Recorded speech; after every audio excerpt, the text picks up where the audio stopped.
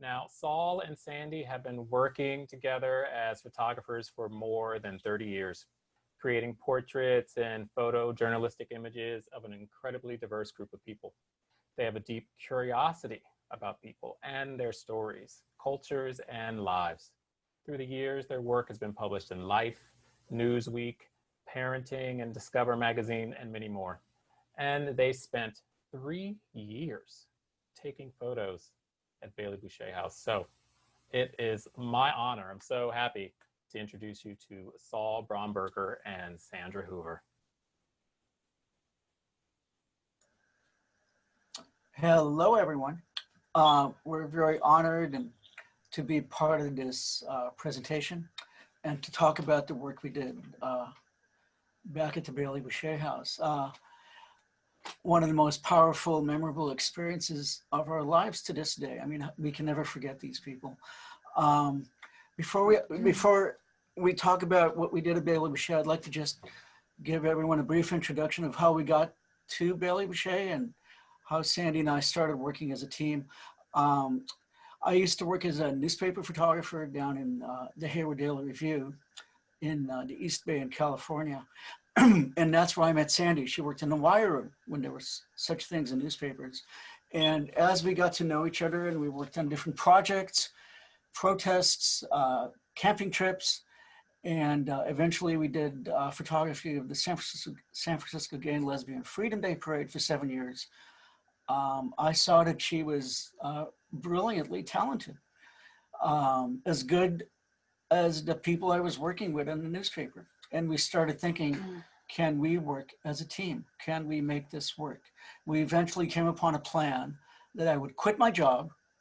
My last year at work, I didn't take any time off, saved up all our money, and that we would move to Seattle. And it was Seattle because it was close enough to San Francisco, our home, but where she had family, where we would have support.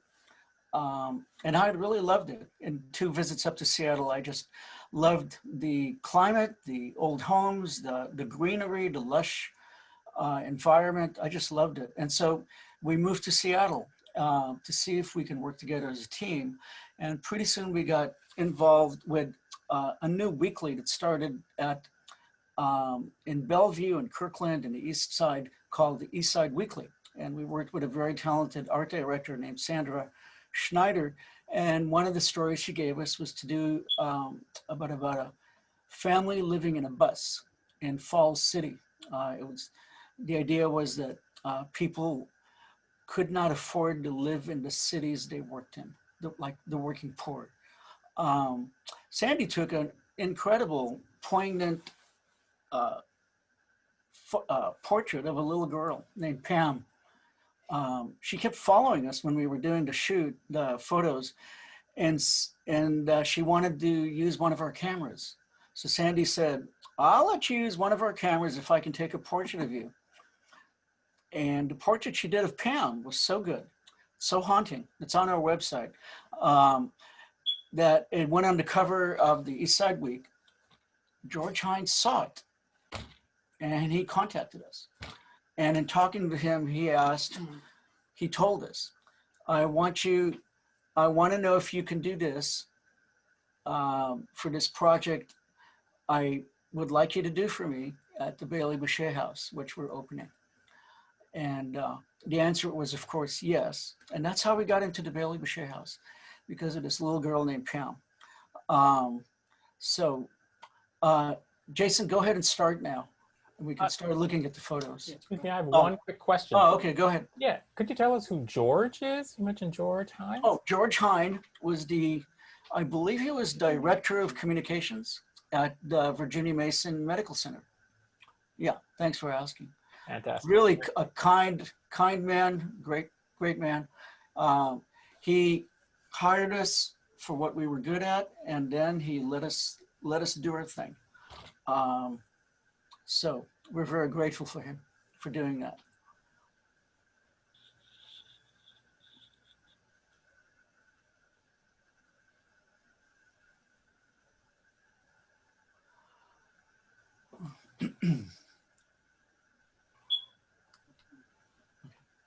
This is Larry. He was one of the first residents that I met at Bailey-Boushay.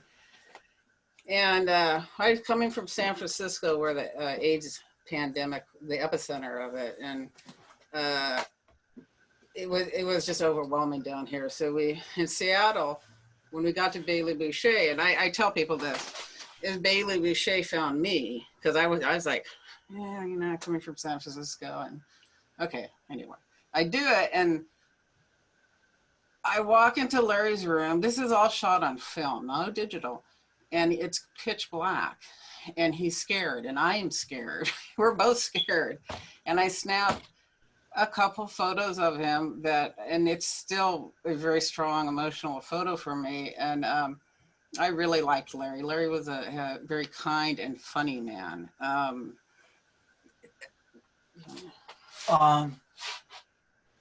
This is Carl. Now the way we work, again, we spent most of our time talking to people, getting to know them.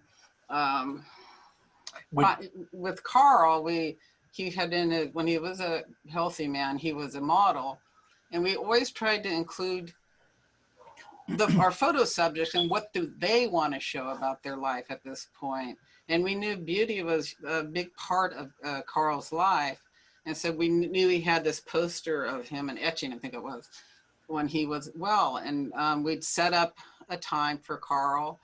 And, you know, sometimes it was like he was not feeling well enough to be photographed. And then this day, what we had done was we would make appointments with people. We had relationships with anywhere from 5 to 8 residents at any one time. And when we'd come, we came about 3 to 4 times a week, 2 to 3 hours at a time, maybe sometimes 4. And we would have a script so that our time was well spent. And so we'd go down a list of people and we'd go visit different people who we had relationships with and who were interested in being photographed.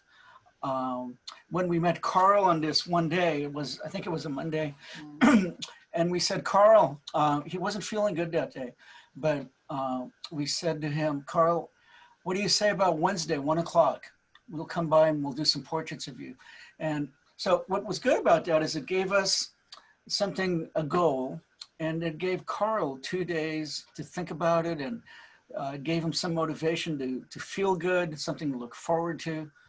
And so when we came on Wednesday at 1 o'clock, we set up our lights, which was not any big thing. We were using small Vivitar flashes back then on auto.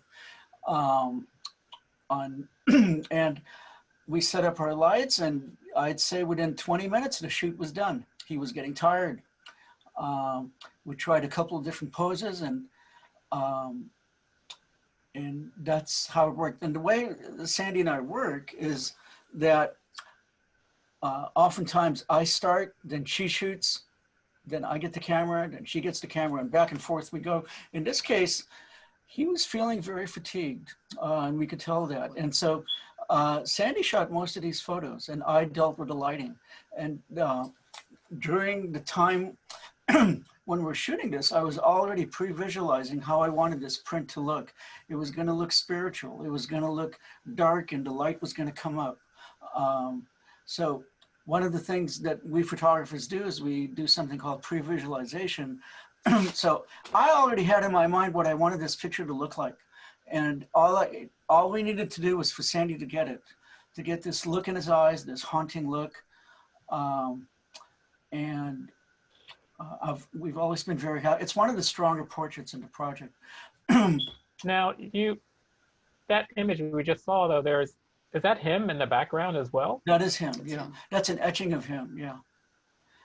So it was very important for him to look good.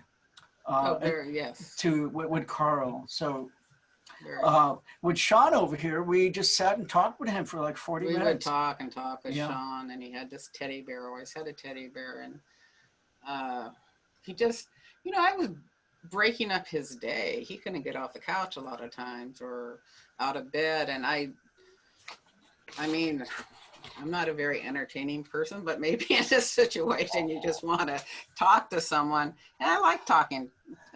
We talked and got to know each other. And the big part of photography, our photography, is about trust. You have to have trust between each other. And so the vulnerability that you see in these pictures is also, I have to be vulnerable, which makes it it's a two-way street.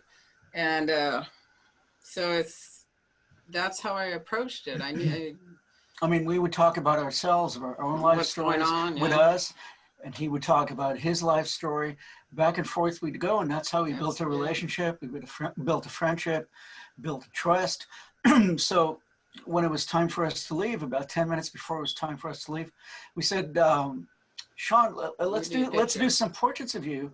And he picked up his bunny. He couldn't get off the couch. Yeah, he was very weak, and that's how that portrait came to be. I think the title House of Angels it's not just the residents and the clients, it was the staff, it was the volunteers were amazing. I mean, this is, you walk in and you could feel it, that these were really committed people. The volunteers just always struck me as like, this was not an easy place always to be. It had its high moments, but people are in their last stages of life. And we had these volunteers from all walks of life just being there and talking. And my favorite one was walking by and watching people hold their hands. Complete stranger holding someone's hands. I mean, we would see these scenes of caring and of intimacy, and I mean, of people really in trouble, medically in trouble, and emotionally and physically, and as as photographers, we're not social workers, we're not doctors. Mm-hmm. Our challenge was, well, how do we portray this?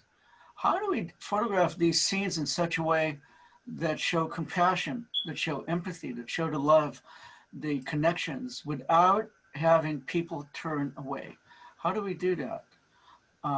One thing we decided was that we were not going to shoot with only available light. We were going to light because there wasn't any light, and because we also didn't want to shoot this. This is going back to film days. We did not want to shoot where we would have to push the film to such high. It was called high ASA, where the film would be grainy. There's a couple of photos like that, like the one of Larry Hawkins, but most of them we decided we were going to light. We were going to make these beautiful portraits of this very difficult time in these people's lives. I mean, they were trusting us. I mean, just think about that. They were trusting us to spend a few moments with them, to do a portrait of them that was honest, that gave them dignity. And so we were not going to shy away by using available light. So that's what I'm trying to get at. I also want to mention that we had a couple of models. At least I did. I'm not sure Sandy did. I don't think Sandy did. Mm-hmm. But when I was in college, I had studied photography from our good friend and mentor to this day, John Gray. And he had shown us these beautiful and emotional photo essays done by these two photographers who are pillars in the documentary photography community. One is Eugene Smith, and he had done a project about Minamata. It was about the poisoning by mercury of a Japanese fishing village. And he did these haunting portraits of the citizens in the village whose children were deformed. They had become deformed, and yet somehow many of them persevered and were strong, emotionally strong for their family. And I was thinking, well, this is what we've got to show. This is our Minamata. I mean, I think that the idea is to show the humanity that we all are part of. There's universal themes here. We're just all in it together. This happened to be the AIDS, which was a horrible, horrible, horrible disease, especially at this point, and the stigma is the one thing I've never have experienced since that with AIDS, is the stigma that was associated with having AIDS. But I wanted to give I always do. I want to give them their voice so they speak. Not necessarily me, but I mean, I am the photographer, but I want them to speak of what's going on in their life. In this picture, because exactly. sorry. Thank you. Yeah. These Everyone always asks me, and when you went in the house, the world stopped for me, the outside world. I was at Bailey-Boushay now. This was serious business. These were people in their last days or hours of life. And they were trusting enough and honored me enough to take their photos. When you're not looking so good, you're not feeling so good, but they were in this, this is their world now. And it wasn't all doom and gloom, although quite a bit of it that was there. There was also humor. There was life. There was beauty. And I always like this picture because this was the smoking room. This is Chuck and Carl, and they spent a lot of time smoking. And so I always knew where to find them.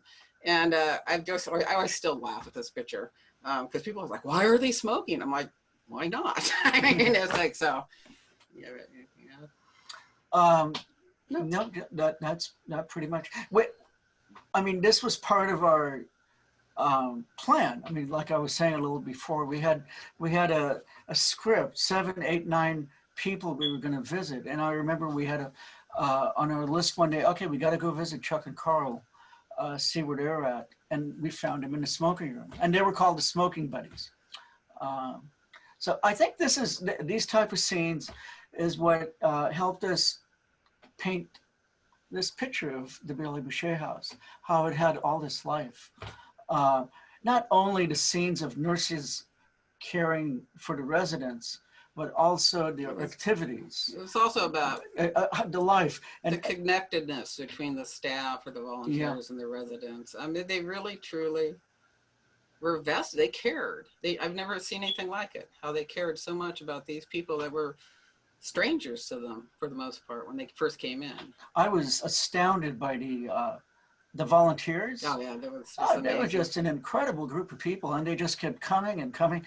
I mean, so many of them gave so much of their time and so much commitment. It was just really, we were just very impressed by it all. The one thing that was always very heart-wrenching and heartbreaking is when the resident did have family and they did come in, was watching older parents dealing with this. It was horrible. Yeah. Now, dealing with the loss of a child. And loss of their child. Yeah. That was not supposed to happen that way. Yeah. I mean, and parent after parent said, our son or daughter, well, at that time it was only men, should not be passing away before us. It was a very familiar lament. This is a scene we had planned for. This is Terry Shelley and his granddaughter. He had told us, I've got family visiting on Saturday. Would you like to take pictures? And so there we were, taking pictures of him and his family that was visiting. We wanted to really convey the idea that yes, people were here in their last months of life, but there was still so much life going on. And to do it in such a way, again, where it was not, where people would not turn away, where people would actually want to see these images. It's also about dignity, giving everyone dignity. Very important. Well, speaking of dignity, one of the things which surprises me hearing you talk is how many names of people you know. It's like yesterday. It's just like yesterday. when I think back at it, and I can't rarely forget a name from Bailey-Boushay. Sandy will tell me to go buy something in the market. I forget it when I'm outside. As I leave the house, I will always remember these people's names. They just roll off the tongue. I mean, it's about relationships and the commitment, the friendships that we built. They trusted us. They trusted us to do them right. I mean, think about that. Yeah, I think it was the intimacy they let us into these moments of their lives. It was just incredible, and I'll always be thankful of it. So one thing I want to mention is that we were hired by George Hine and Virginia Mason to do an initial 1 week. And we could quickly tell that the house was just opening up. There was just a few residents. And so we immediately asked, we told George we need more time. this was for the, this was going to be for, published in Virginia Mason Medical Center's quarterly magazine called Review. And so we immediately said, look, we need more time. We'd like 5 weeks. And so we got our 5 weeks. And then when we were done with the project for Virginia Mason, we had a meeting with Chris Hurley, and we said, we want to stay. I remember us talking beforehand. Yeah. Is how are we going to talk them into letting us stay? Yeah. Because in San Francisco it wouldn't happen. Yeah. This was a second wave city. Yeah. And it was totally different. The whole feeling, it was really open, and I'm like, how, they're not going to let us stay. And we're photographers. People like are really suspicious of photographers. Yeah. But I will always be thankful that Chris let us stay. So at that time it was Christine Hurley. And, it was Kathleen Benson. Maybe other people we don't know about. But anyway, we ended up staying almost 3 years, and we said, use our pictures any way you wish. We just want to stay and continue telling the story here of this amazing place. Again, we're very grateful that they let us do that. Most of the scenes that we shot were with a wide angle lens, and that is so that we can get close proximity to people. It helped us develop this intimacy, the relationship. But every so often we would see a scene down the hallway and we would shoot it with a long lens. And I don't even know if the people knew we were shooting. And you would see this scene over and over with family members. It's getting close, and it was heartbreaking. Yeah. I say that because, and not to get into the technical weeds, because we're not about that. But it's important as photographers to talk about some of the equipment. We shot, this was in the film days, so we shot mostly with wide angle lenses, telephoto when it was appropriate. And we also shot with a Hasselblad for the portraits. So some of the portraits we'll be showing here. Keep going, Jason. And what's a Hasselblad? We're shot with a Hasselblad, yeah. What's that? It's the square, when it comes up, we'll mention it. That's a square format portrait. Great. And this is a nurse, Sherry Patterson, with Michael Mock. His stepdad remembers that every time he'd walk by his room, he'd see Sherry kind of comforting him and being by his bedside. Sherry had cared for over 250 AIDS patients since the mid-'80s. And she's one of the nurses we had gotten very close to. Now, you mentioned taking that shot, people standing in the hallway with a long lens, and they may not have known, but how did you deal with issues around privacy and people's willingness? After we shot the photo, we went up and we spoke to them. I actually think there was interaction before that too, and we would never take photos of anyone if they weren't on board with it. It's not like I just showed up and started taking pictures. Or the nurse, the staff, or the volunteers would say, hey, I think I know someone that would be into you guys taking pictures. Usually around 5 to 7 residents at a time. Yeah. Our intent was always to be up front, and the people that participated, it was a way, I think, that they wanted to be remembered. They wanted to tell their story, and they also, photography is a powerful thing, and they wanted to be remembered, not forgotten. That was a huge theme. So it's the privacy thing. We were always up front with everyone that was involved in the project. Now, some people didn't want to be involved at all, and that's fine with me. Yeah. One of the, when we first introduced ourselves to the residents and the families, we always promised that we would give them prints. Mm-hmm. So when we would do a session, about a week later, we'd come with 5x7s and 8x10 black and white prints. And we'd always give a bunch to the residents and enough for them to give to their family. So it was, again, a way for us, one, to give thanks, but also a way for us to build credibility and at Bailey-Boushay, not just with the residents, but with the nursing staff, the volunteers, the families.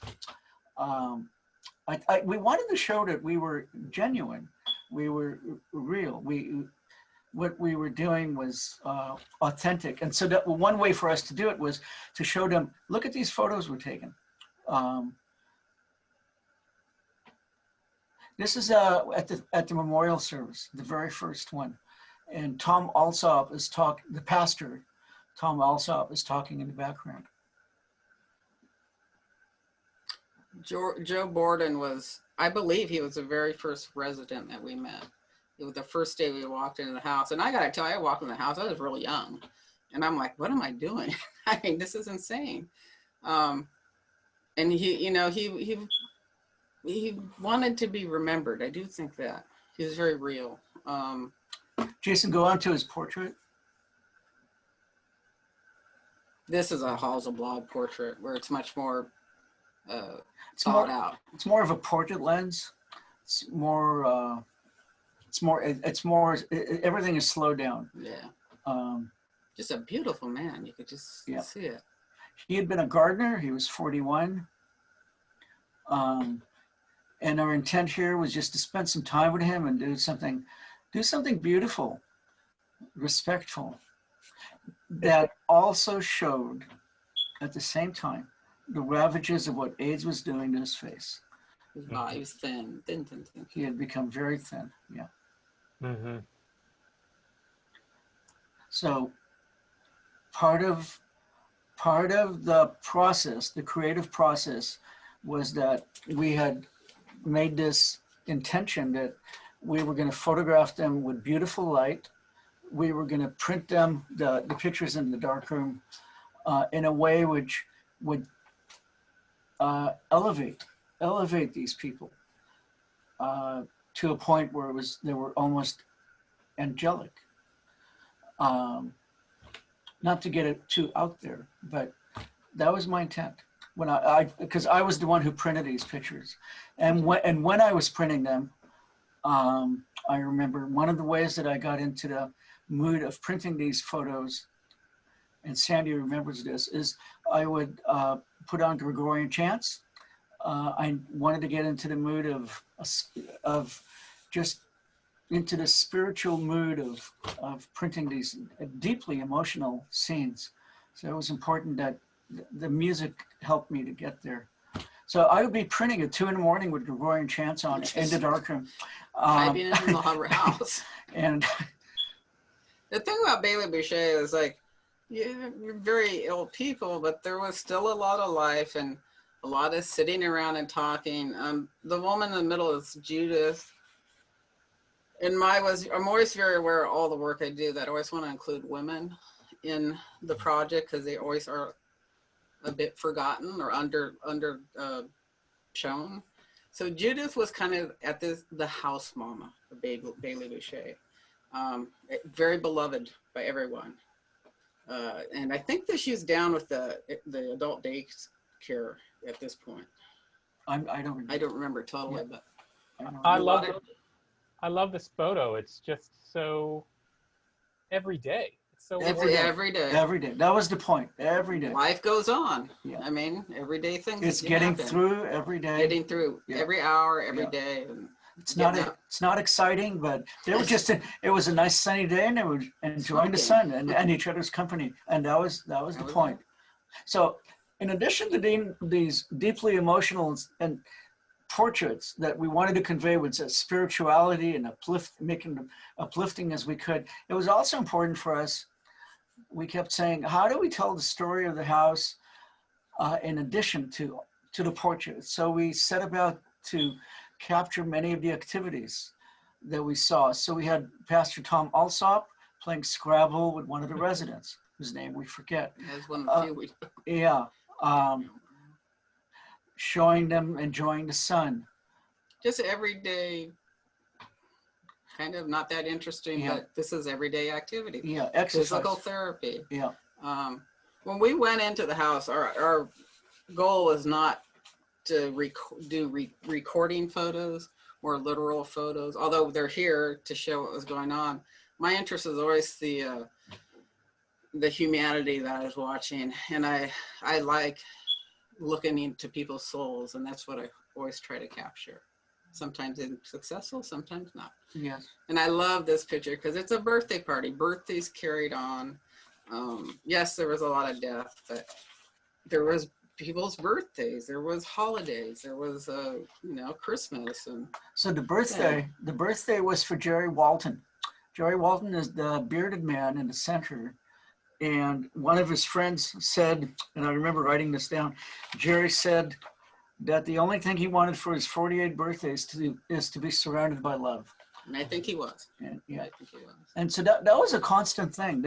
And that was what we wanted to show over and over again. And the woman who's giving him the cake, I remember her name, Mary Engel. And she was a volunteer. Yeah, it's a beautiful photo. Beautiful. Again, this is activities, you know, things you do to break up your day and make your something to look forward to. So this is Larry Hawkins, Halloween, and that's Brian Knowles in the background. At that time, he was a director of Day Health, I think he was. Yeah. I'm not sure the title. Yeah. Christmas. They're singing Christmas carols. They're singing. And that is Carl. And that is Carl Gamble, whose portrait we showed earlier. And the woman is a volunteer. And I think that song sheet says they're singing God Rest Ye Merry Gentlemen. Is it? Yeah, I think so. Joseph Sluder. Was a character. Great guy. Great guy. And again, we just spent some time with him. I think, Sandy, what anecdote do you have with him in the whiskey? We used to sneak in alcohol in the cooler. It was funny. Nurses would come down and get after him. And I'm like, I always say, I didn't see it. Just not my business. So he's here. Go back just for a minute. That's a staff and Cliff. That's one of the mainstay volunteers at that time, whose name was Cliff. And that is a nurse next to him. So they would come down and just, you know, everyone knew what was going on. It was funny.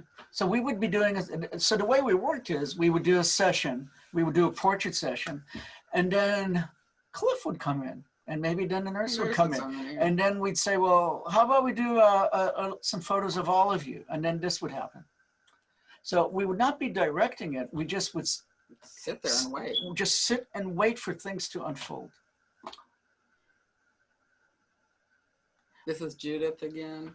Like I said, at this time at Bailey-Boushay, there weren't a lot of women, but there were women that were coming into the residential program. They did not live very long. I'm not an AIDS expert. I cannot tell you why, but Judith was one of the few women that did last a while, and I got to know her quite well. A wonderful person. And I think when she died, it really hit the staff and everyone very hard. And she's like one of those people that meet every several years. Just a great person.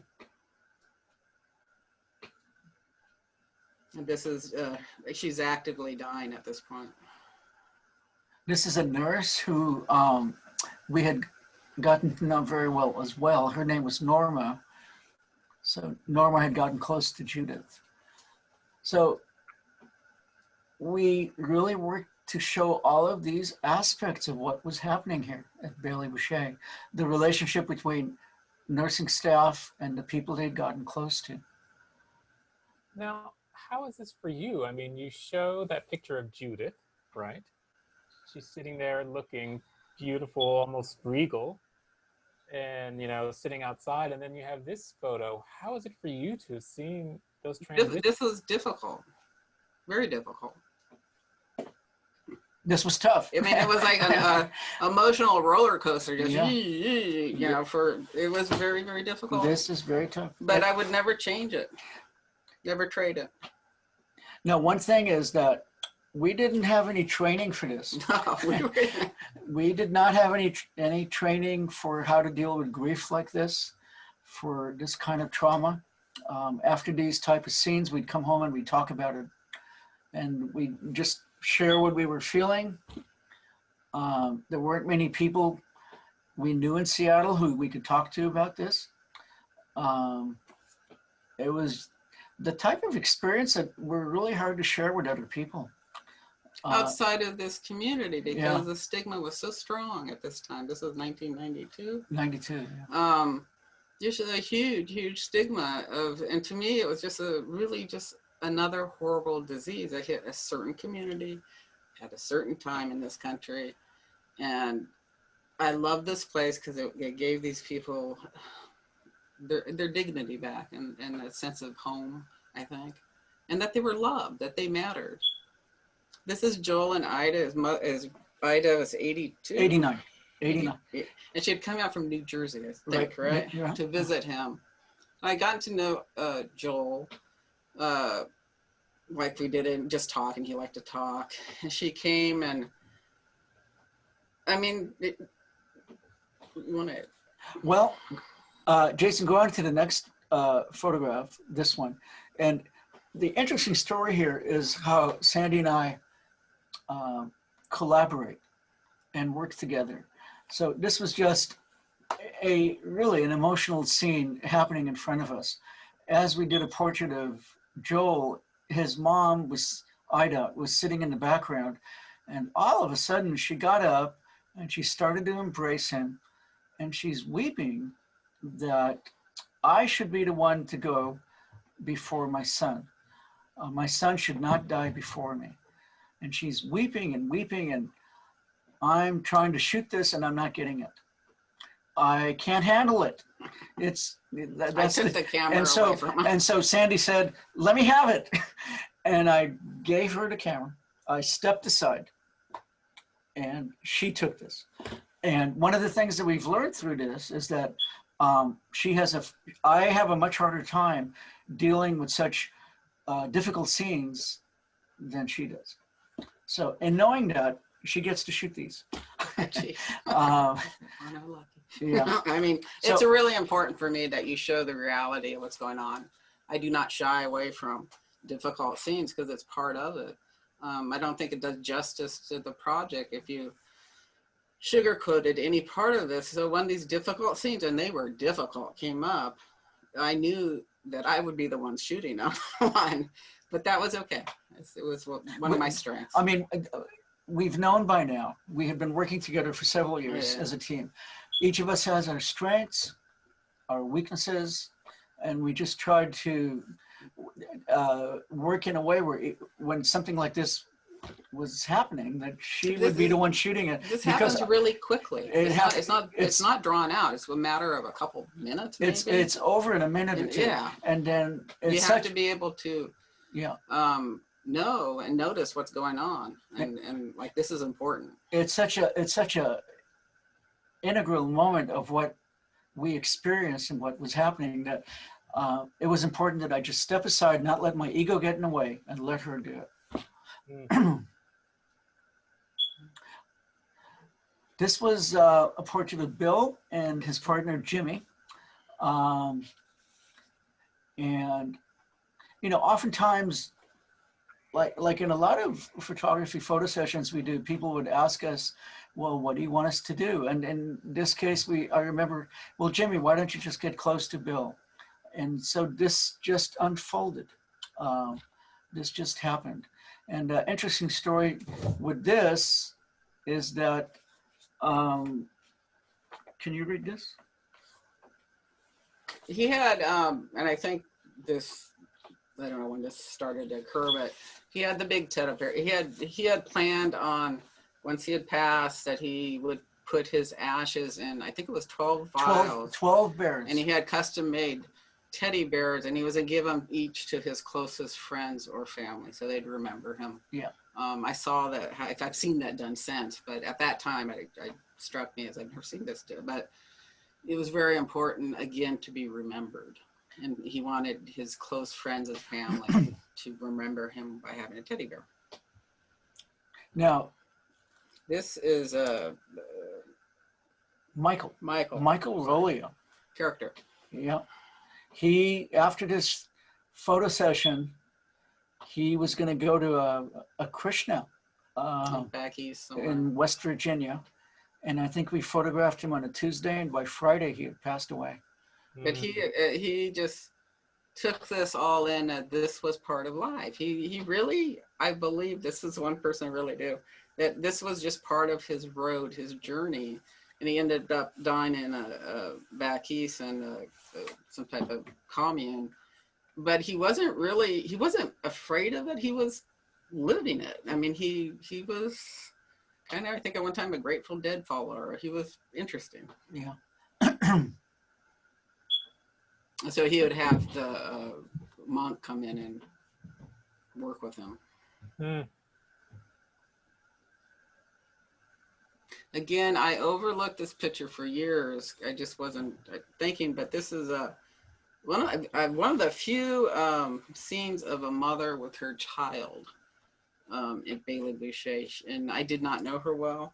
I remember her being Puerto Rican, and her sons were there. Yeah. We photographed this in when Bailey-Boushay hired us to come up for 1 week in 1997, and this is when there was more women. I think you were seeing more women. Yeah, I think that's what it was. 1997. So I just walked by and walked, whoa. Yeah. And they were open to being photographed, so it was all. You know, oftentimes we'd ask either the nursing staff or we'd ask for an introduction. We'd always ask. We see someone who we thought would be interesting, had a good story to tell, maybe with family, and we'd ask for an introduction, and that's how these. That's how we were invited in to shoot these scenes. Now, you know, I've spoken to you before. Mm-hmm. I've seen these photos, but I don't know, something about seeing them now is so emotional. And, you know, I'm sitting here getting like crying, like tearing up over here. And I wonder, does that happen to you? Oh yeah, we told you this story. We had for 20 years we moved back from Seattle in 95 back to the Bay Area. That's my home. And for 20 years I didn't look at these pictures. I kept them buried wherever we were living. They were in a corner, and I was like, just couldn't bear it. And then our older son was in high school, and we ended up doing some presentations about the LGBTQ community and how we were involved. And it struck me that in the epicenter of the Bay Area, the youth didn't know anything about AIDS, nothing. It was shocking. So that day I came home, and they always made jokes that they're whispering to me, but I can't deal with them.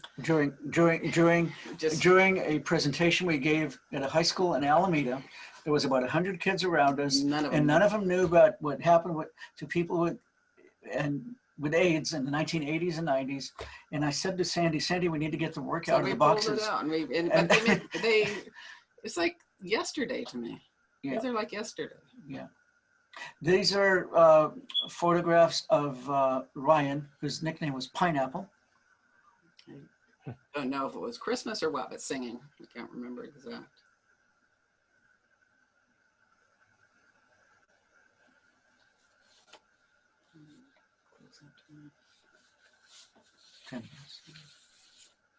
This is, oh God, he must have been 20 years old, maybe. It was heartbreaking. And I think he had TB, and he was scared, and there was no I don't ever remember family or anything being around. He was just scared. It was beautiful. This is again, a woman, this is a 97.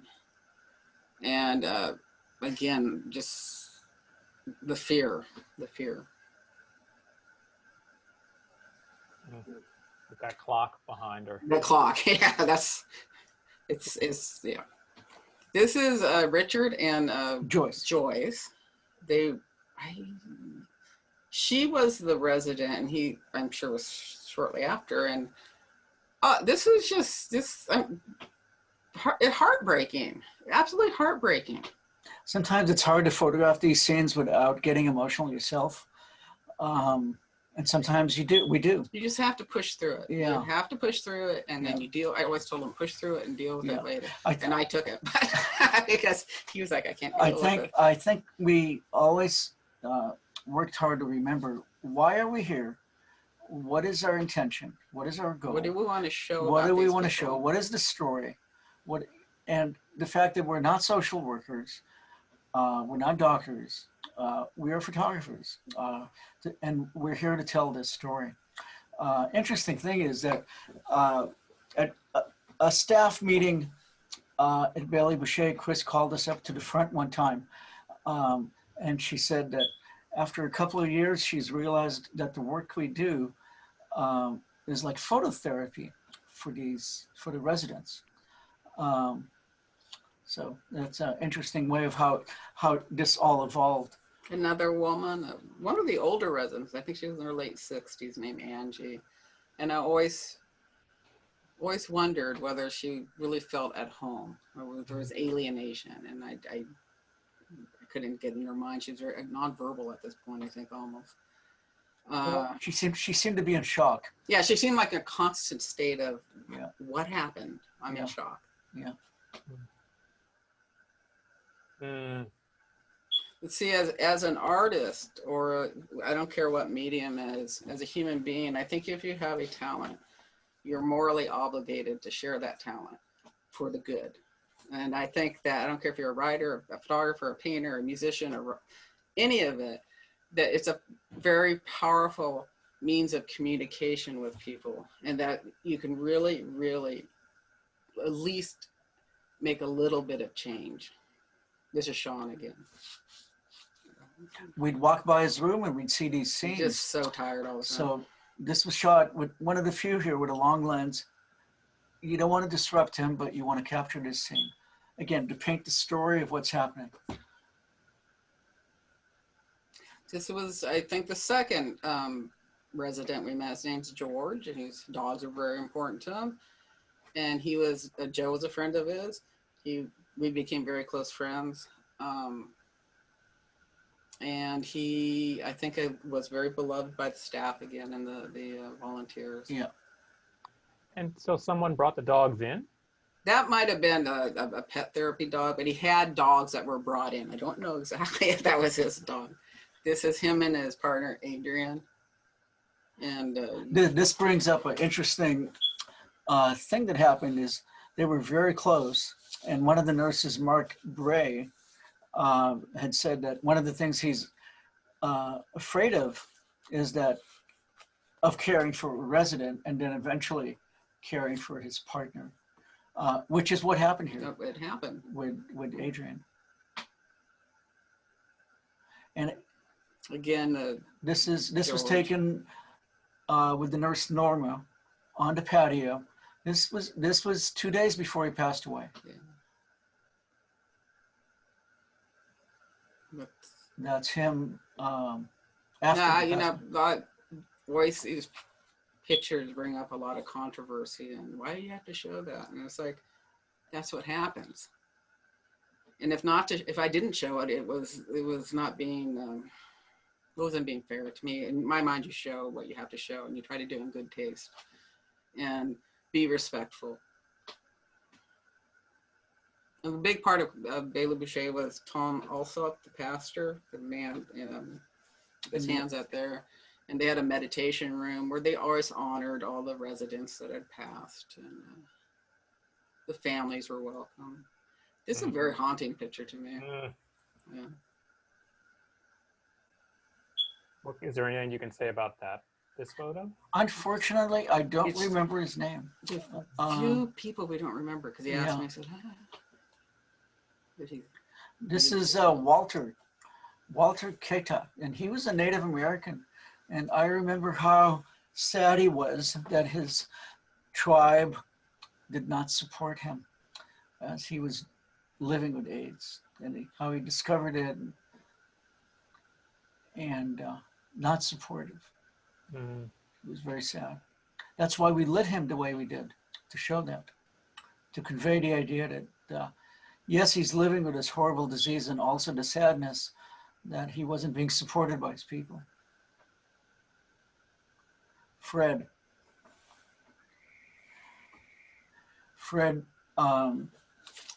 he was blind by this point. The disease had blinded him.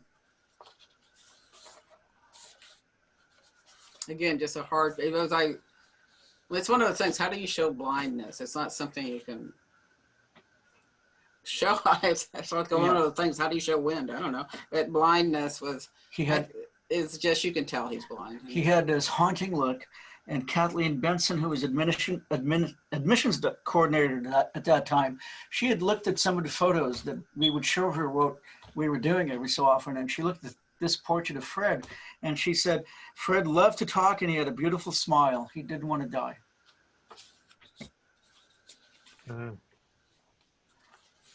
Again, a very young man with his family. There were families there, not all of, a lot of people didn't have families, but there were some people that had families that came in. Delano was his name. Memorial service afterwards.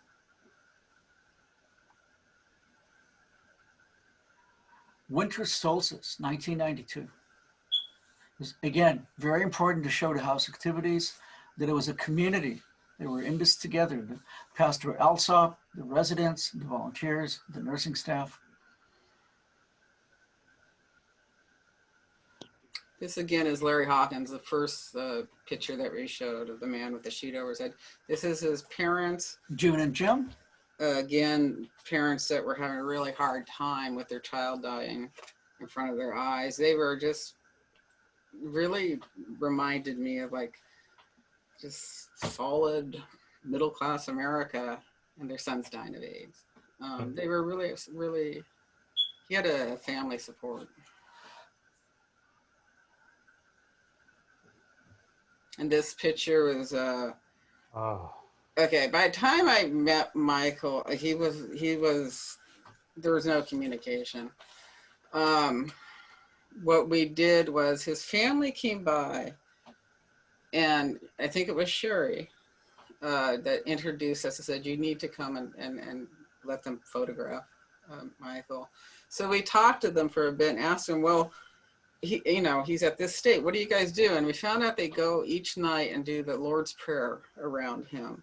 And I said, wait, this is what I found out in the morning. I said, can you please wait till I get back tonight? I'll be here. And so they started doing it, and I think I'm on a ladder. Saul, was too much for Saul. And I shot 6. She shot 8 frames. 8 frames. And 4 of the photos are flashes didn't go off. And this is dark. I needed a flash. So it came down to literally 1 photo. And when I saw it, I said, I got it. Because again, it happens so quickly. And these people, this is an incredible honor to be let into someone's life and to witness this. And it's like, God, I hope I didn't screw it up with So with us, it was, you look at the scene and it's just so American. So American. The guy with the overalls, the just regular clothes, the hairstyles, the beer belly. This was just such an American scene that it was important to show that.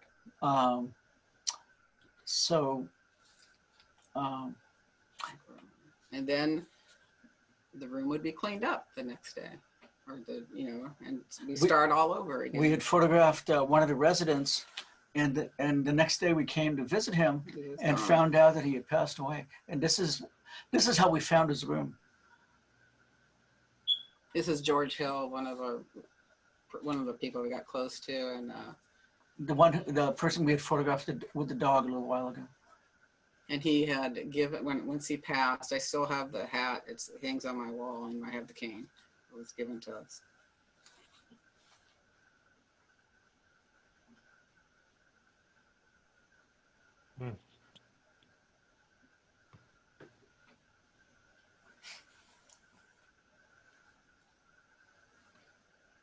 Well, so that was I don't know, 60 photos or so, but how many photos did you take? Hundreds. It was really hard to edit it down for this presentation. How many photos did we take over 3 years? A couple of thousand, I'd say. But we whittled it down to, I think it's a couple hundred. And then the final project is about 125, 30 pictures. Like And for this presentation, it's about 60. It was painful to edit it. Yes. It's like, it's, the idea is to come up with a narrative, some kind of a beginning, middle, and end, a story where we can tell the story of this place. I mean, I know in a way you've been telling us this, but how did this change you? How did it change? I don't know if the change is the right word. Okay. I always look, I take my whole life until the end. I always think I'm evolving, an evolution.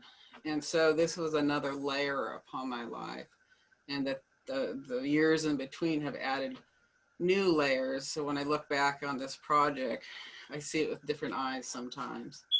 And like I said, I would never, ever trade this experience for anything. I think it's helped me be kinder.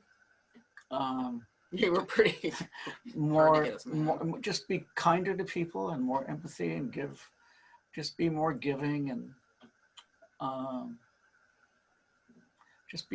try to be more compassionate to people when they're down, and try to be more understanding. And I learned how to be more aware of people living with, not just with AIDS, but all kinds of other horrific diseases and ailments. And it's empathy. It's empathy. How to approach life in a humanitarian way. So much of what we did is a universal thing.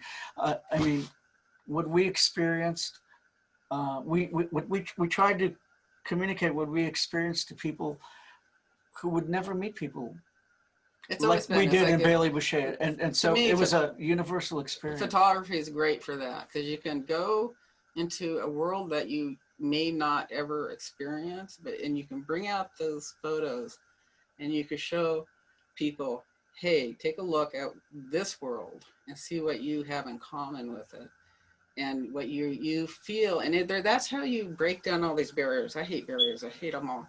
And it's like, if you start talking and showing, it doesn't matter what it is, people, this world that mostly is based in fear and just not being aware, and you show it to someone in a photograph, it can work. And then I know I've been successful. It's like, yay. Yeah. And when's the last time you've been back to Bailey-Boushay House? It's been a while. What was it? 1997. Really? That long? Yeah. I tend to do that though. Once I leave something, I tend to not come back. Just for I think it's a sanity thing for me sometimes. Someone has a question. Yes. They want to know if there are any images of both of you working. No. No. No. There was talk of having that done, but I do not like my photo taken, period. It's a joke with everyone that knows me. So with social media, I've been forced to have more and more photos of me out there. There was a time when we were not this comfortable talking in front of people, when we were much more introverted and quiet. So, plus, if somebody had photographed us at the Bailey-Boushay House, it would have been about us. I never wanted it to be about us. And it never was about us. It was always about the residents and the families, the volunteers, the staff. It was not, I didn't want it to be about us, with the attention on us. That's not right. It wouldn't have felt right. Attention on us. So we actually discouraged it. Probably me very, very much so. Yeah, not just because we're introverted and all that. I wanted the work. There's people are always at. I just wanted it about the people I took photos of. Yeah, not me. It just didn't feel right. And from a marketing point of view, I could see it, or making a film, but this is sacred. This project still is. All right, you said many things. I don't know if there's anything else you want to say that you felt didn't get conveyed. I think anyone out there that is an artist or a photographer, I think we need more and more and more documentary photography out there to show people the different worlds we live in, to show the sameness. I think the world's gotten so divided. It's sad. I think we're more together than anything else. but we think we're different, and we're not. Sure. Well, I mean, I feel like you've given us such a great gift. I mean, by taking the photos when you did, and then bringing them back out, and then being here tonight and being able to share stories about all that work. Thank you. So, Thank you. thank you.